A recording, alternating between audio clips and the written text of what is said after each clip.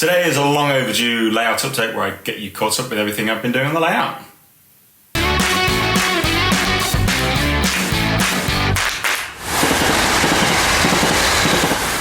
Hi everyone, I'm Martin and welcome back to Donnington Castle Model Railway, and apologies for the extended gap between videos. This was not anticipated, but I'll tell you a little bit more about that in a second. Today's video is a layout update, and a couple of reasons for that. One is I haven't done one for a long time, so I thought it was a good chance to give you an overview of everything that's going on the layout.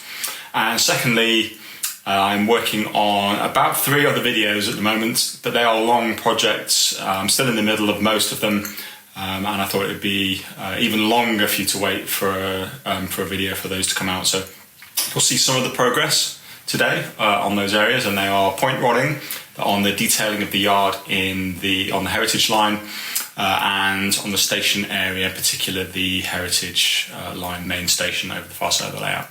So you'll see some of the progress, but I won't talk in any detail about those, so I don't repeat that in those videos.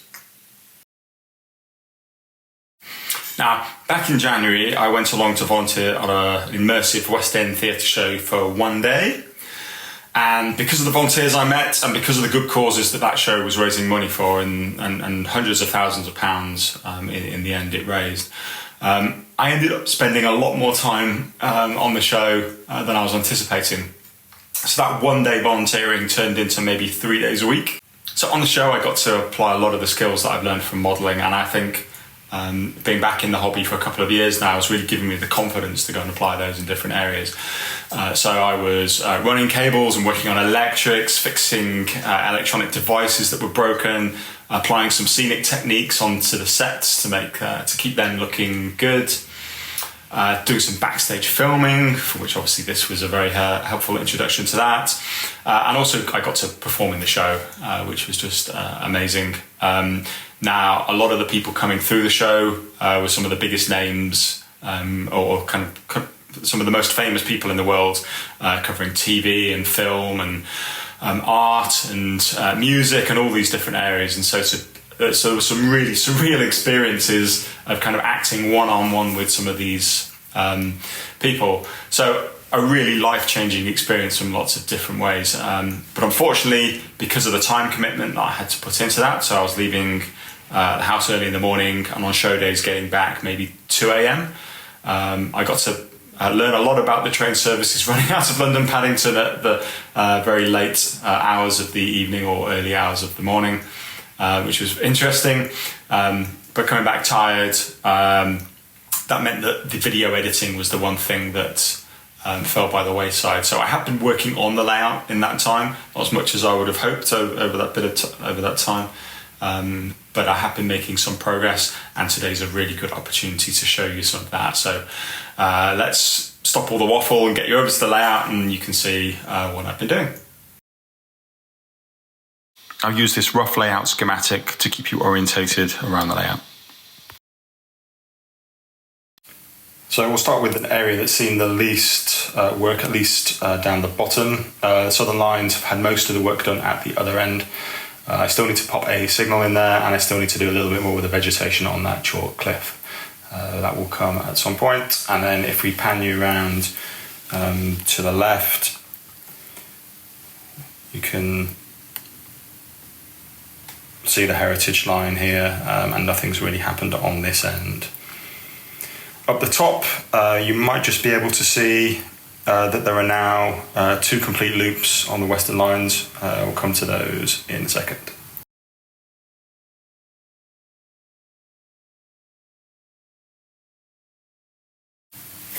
Looking down on the heritage line here, you might be able to pick out on camera just about lots of bits of loose ballast. This is the downside to ballasting some of your tracks after you've started the scenics. I need to go back over a vacuum cleaner with a stocking on the end should pick up most of that, but I'll wait until all the ballasting's done before I start doing too much of that. So a lot of the work that's happened has been down in the yard down that end. So I'll show you that very briefly, but I won't talk in any detail because that will be another video that's nearly ready to go actually, so hopefully that won't be too much longer. There's an EMU sat there on the heritage line, which is absolutely where it should not be. I picked this up at a show, second hand, so I've just been doing some testing of it here. Right, let me pan you across the scene just so you can see where we've got to on all of this, and then I'll talk about a few things. So,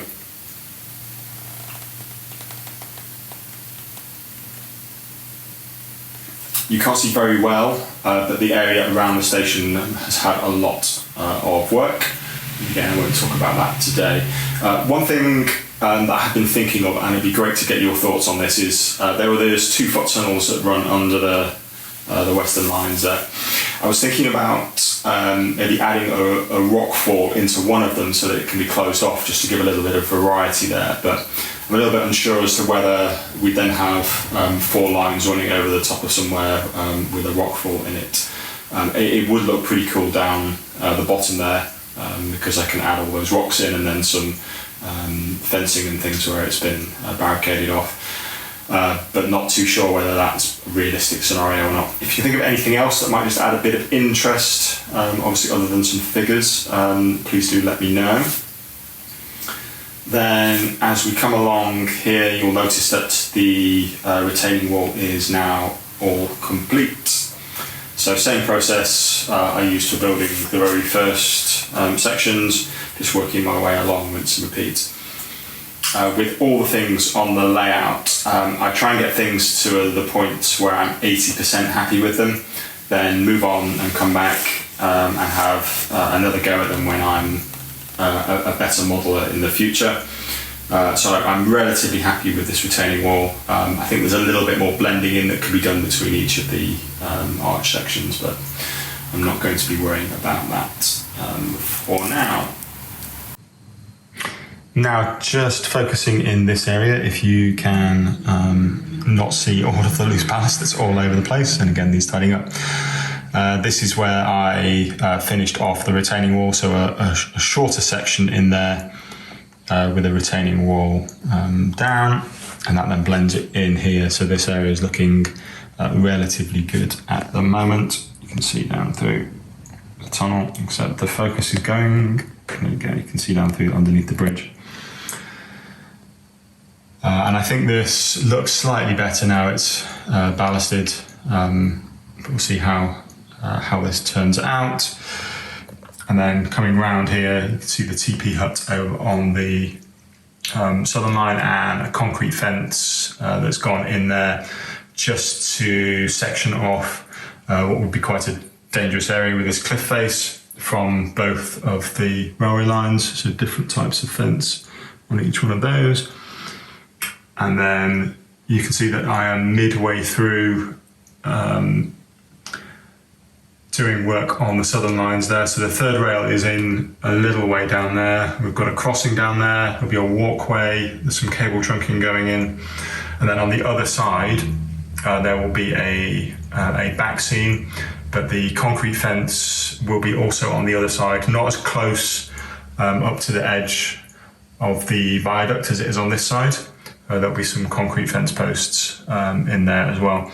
It's hard to visualize what that looks like, but hopefully I'll be able to get that done fairly quickly.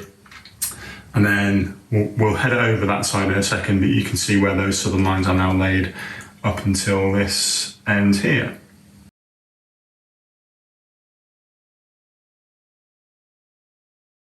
The river scene hasn't had any work done to it as of yet. I'm still waiting on adding resin into the river. We'll come to that at a later point. And then as we move up, you'll see that the TP hut has been bedded into the landscape a bit better. So we're now inside the layout, and you can see a little bit better how those southern lines are coming on. All of the cabling still needs doing at the TP hut, so we'll come back to that. There's now a section of retaining wall in here, just where that becomes the narrowest between those two lines. And then for the rest of this area, I've done a very rough job of scenics because I don't know what I'm going to be doing in here. Let me just show you this bit for a second, and then we'll come to talk about that back corner.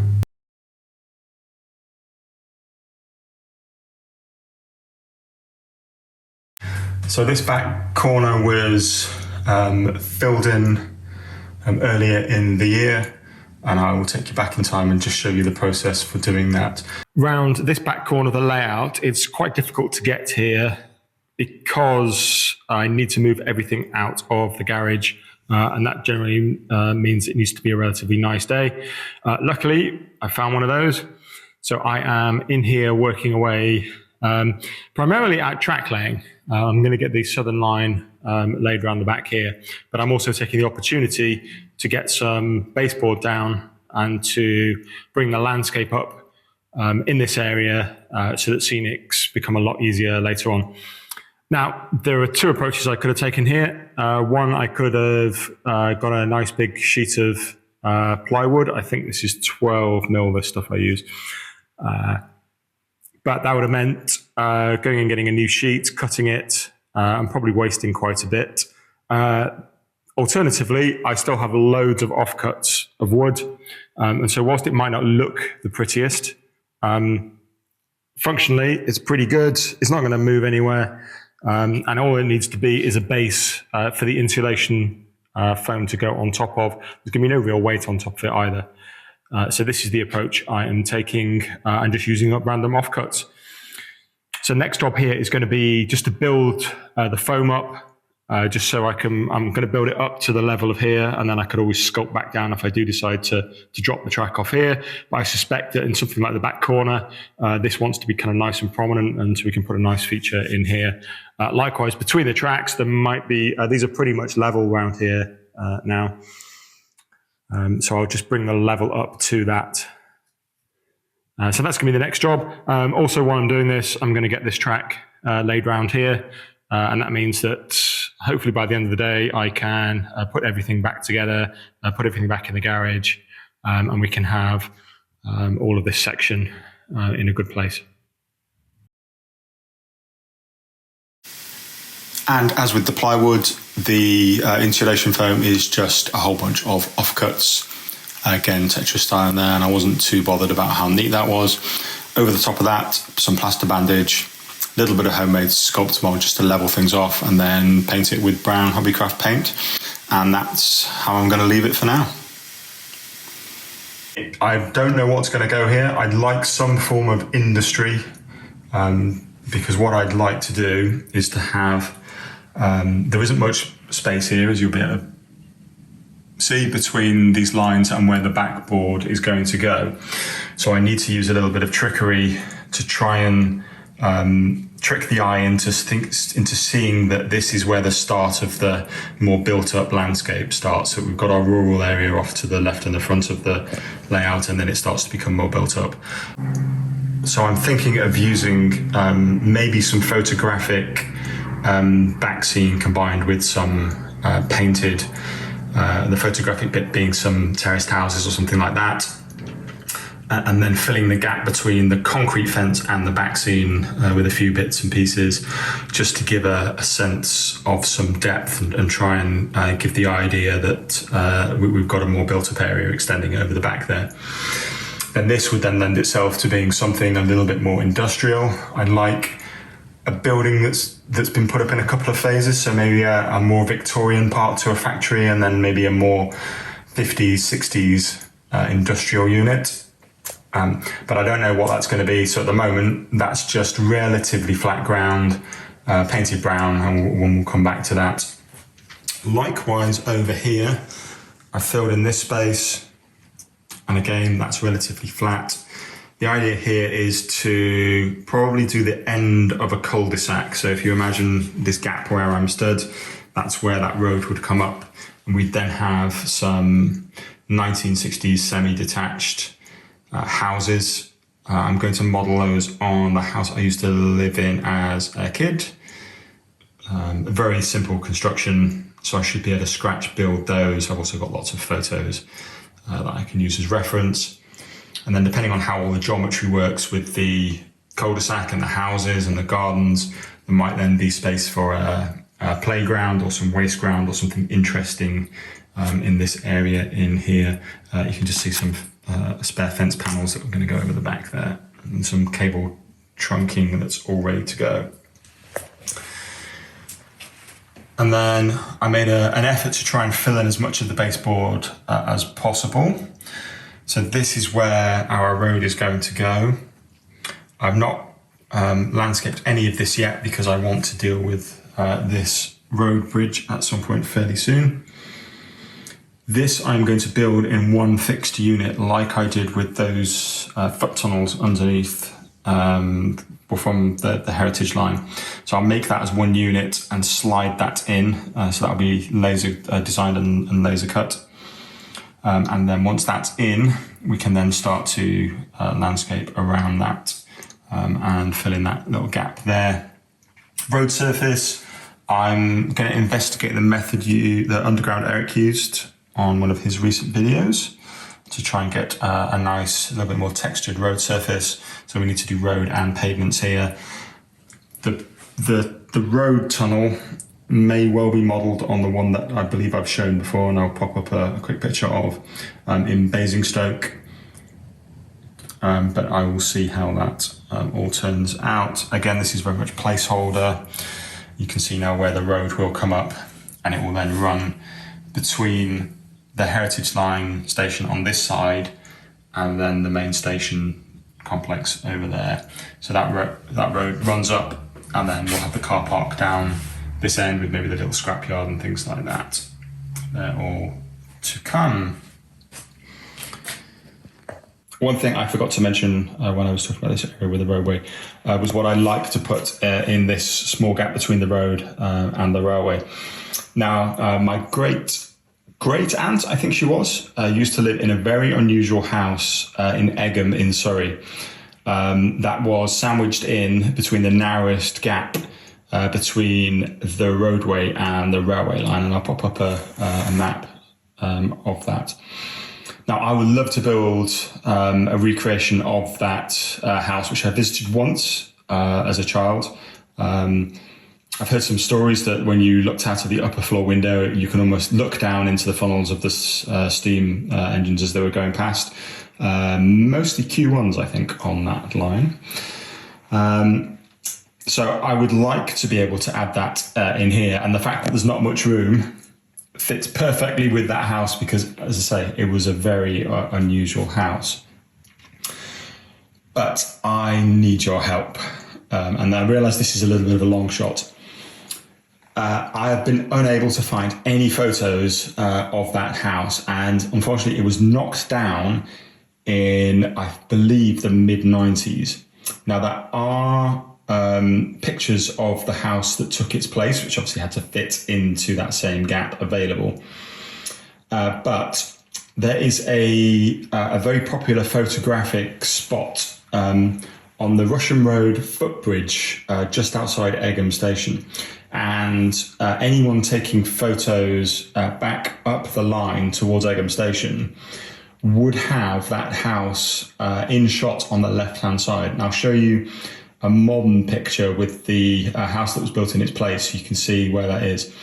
If you do know anybody who might have a photo looking that way, as I say, probably before the 1990s, but pretty much any time before that, I would love to be able to see that, so I can then build a more authentic building in this space to bring back some memories of going to see my, what I believe was great aunt.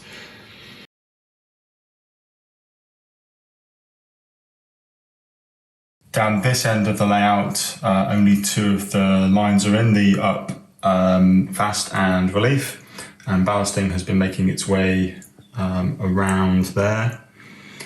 And then I'm waiting on grabbing a couple of sets of points to go in here just to finish this bit of track work off. And then, as you can see, this is starting to take shape, and the ballasting is on these closest two lines goes all the way around the corner there now, which is good progress. Just to talk about the track work in this area. So there are three considerations for me when it came to the track work here.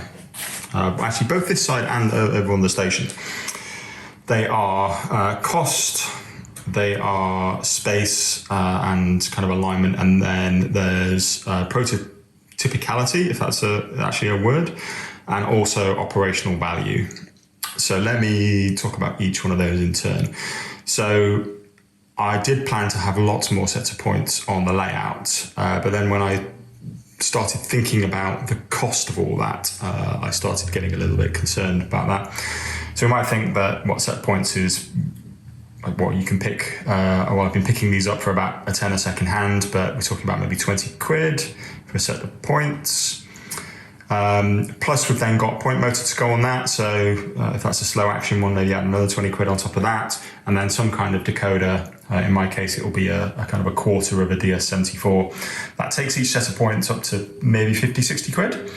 Now I think if you were to look at your track plan and start putting £50 notes down where each set of points were, I think that might change your thinking around how many points you do actually want. So cost was definitely a consideration when it came to what I was doing.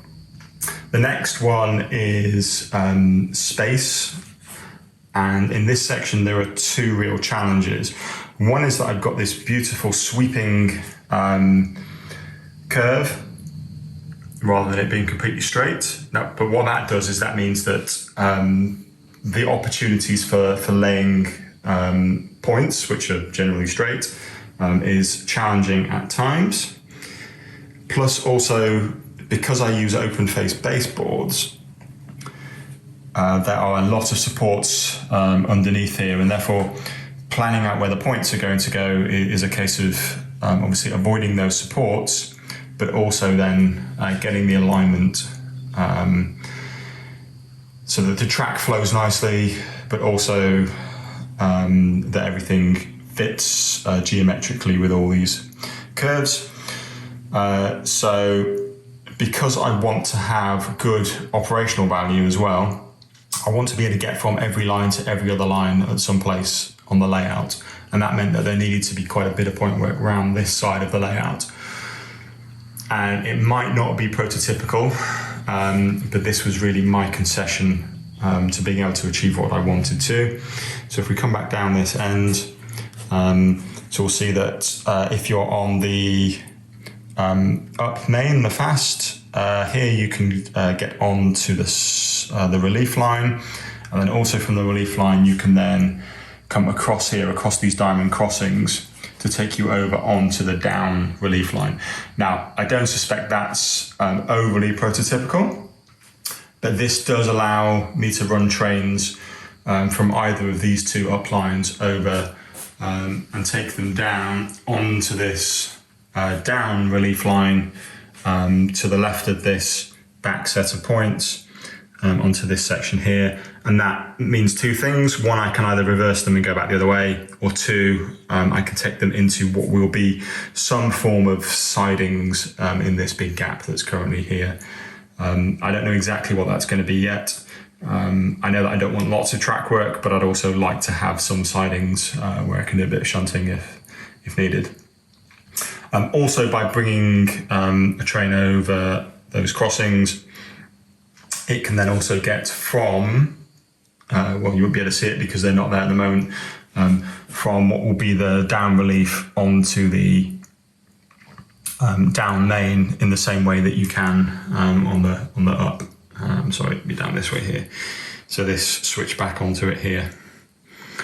And likewise, coming this way, you can also get from the down main onto the slow and across, or also back onto the fast. That means that I can then move some trains between different lines and kind of get things onto different running lines as needed. So a little bit of a compromise, but with all the considerations, that was the best solution that I came up with. The only bit that I'm not particularly happy with, and I don't know how well it comes across on camera, is there's a little bit of an S-bend here to get from this set of points through onto this diamond crossing because of the the curve and then the geometry of everything.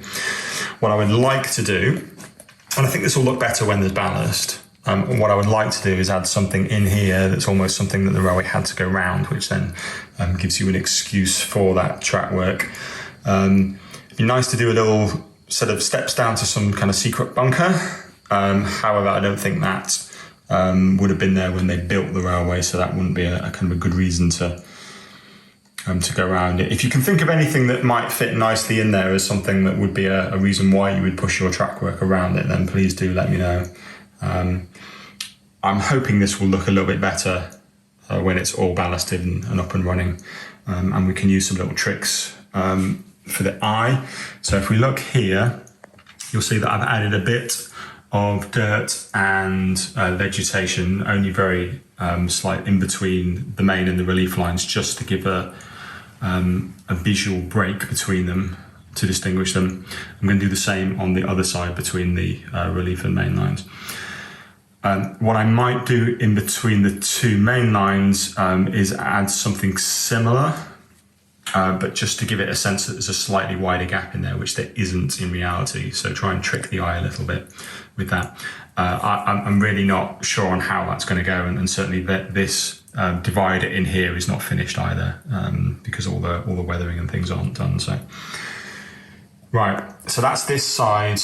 As you can see, track laying is getting very close to being done. I just need to get a couple of sets of points, and then I can run those lines around that corner, which should be a relatively quick and easy process.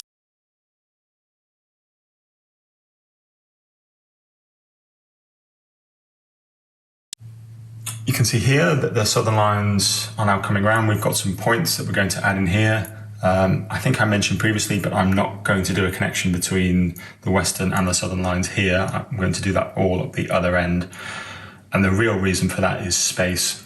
That there just isn't the space to have these in here and also have really long, substantial looking platforms. So there will be, you can see the platform in here. That will eventually be a bit narrower, but that will be a shared platform between the western and the southern. And then there'll be another platform over the back here. And then I need to figure out how I'm going to, again, get some depth there, because that's very close to the back scene. That back scene may end up going back a bit, and I might build a little bit of an extension just to give me a little bit more room, because the main station building and the kind of the town are going to be over that side. So I just need to figure out how I'm going to get this illusion of built up area without the space to have a whole town's worth of houses. So we'll see how we get on with that. Track work wise, again, concessions. This is much simplified from what I was going to do originally, but here you can get from the fast line onto the platform, and that would be the case down on this side as well. And then again, something not very prototypical, I don't think, is there's a way of getting from one fast line onto another, which feels like is not really a maneuver that people would want to be doing. But operationally, that just gives me the ability to get a train from up onto down, rather than taking it all the way around the other side. And then over here, there's been no work at all done on this end of the southern line. This needs to now sweep round into double slip and set of points. And if you can just about see in there, they will then take you. That is our connection between the southern and the western lines there. So that's how you'll get trains across there. And eventually, and again, this is still a maybe, if there is a fiddle yard over in my workspace area, a cassette-based fiddle yard, I'll be able to put trains on over there and then probably run them all the way around. And they'll need a way of then getting from southern onto the western line. So that's the way that will happen. Operationally quite complicated, but that's the way it has to work, unfortunately.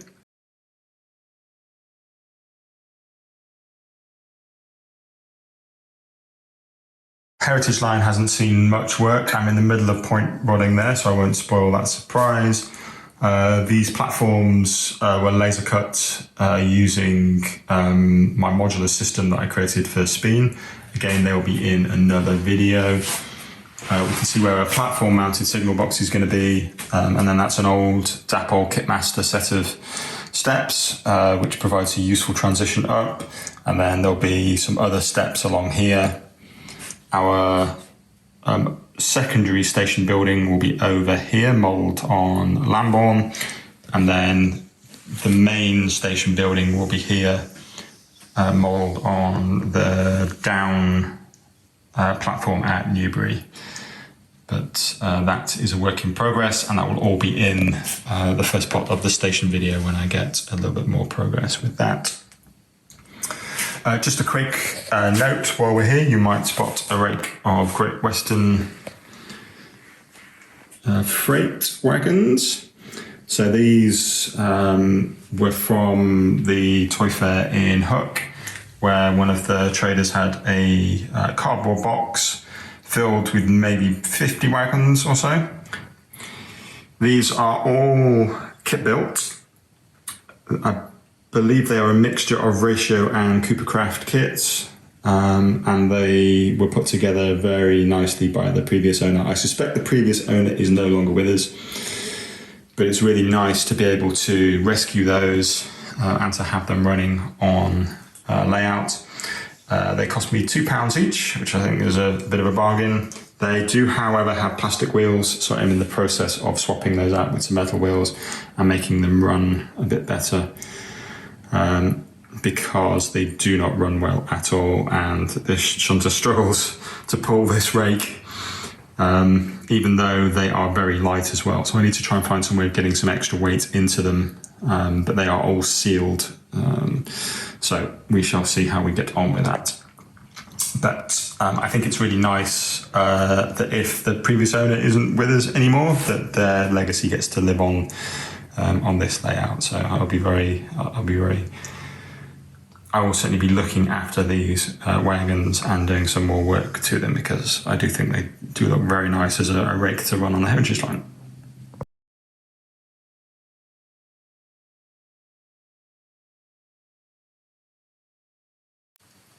And then, as I mentioned, not too sure what's going to be over here.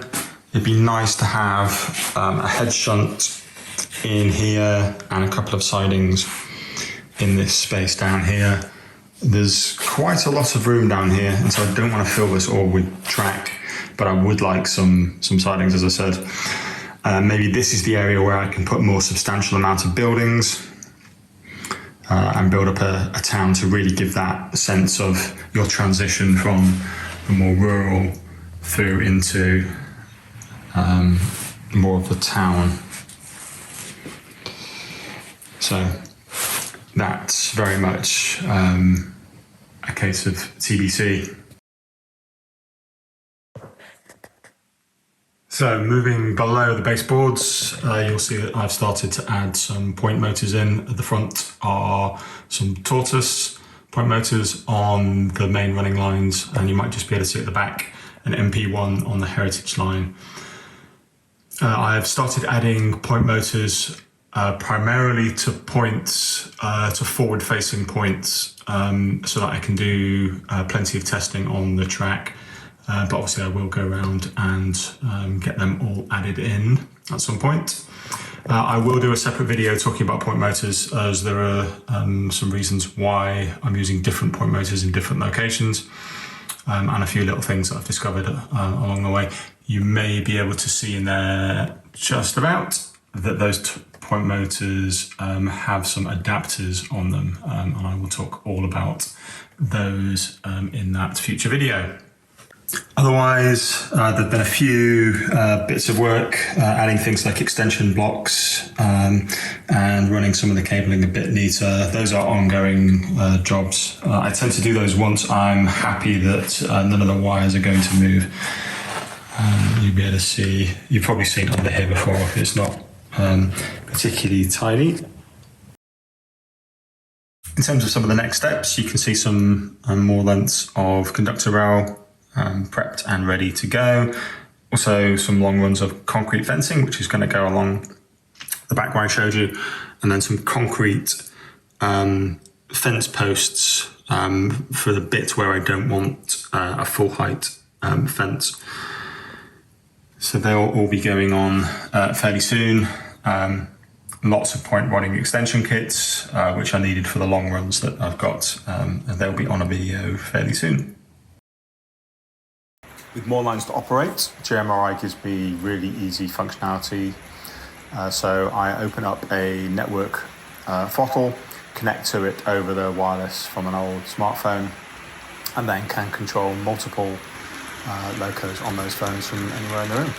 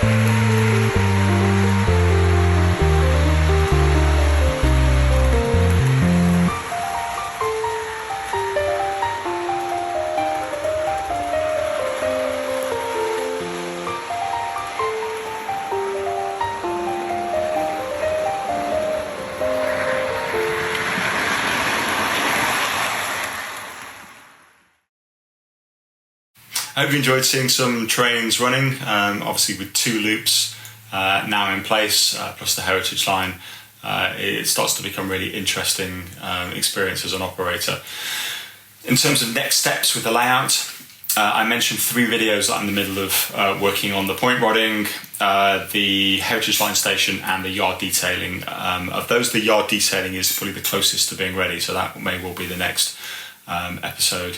There's probably going to be another episode of Track Talk as well fairly soon, because there are a few things that have come out recently that I'd like to share, including some issues around the controllers and DCC that I thought might be interesting to share some information on, because there were some problems I encountered.